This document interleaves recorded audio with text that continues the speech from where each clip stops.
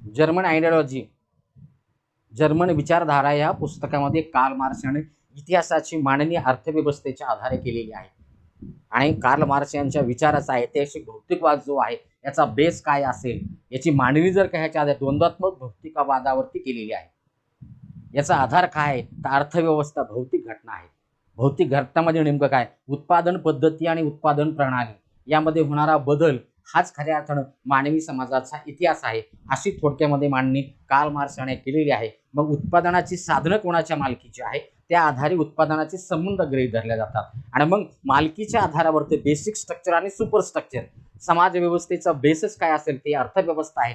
अर्थव्यवस्थेमध्ये बदल झाला की समाजाच्या संरचनेमध्ये सुद्धा बदल होतो आणि त्या बदलाच्या मांडणी खऱ्या अर्थानं कार्ल मार्क्स यांनी इतिहासाचे काही कालखंड विश्लेषित केलेले आहे. मग आदिम समाज असेल, त्यानंतर गुलामगिरीचा समाज असेल, त्यानंतर सर्जनशाही समाज असेल, त्यानंतर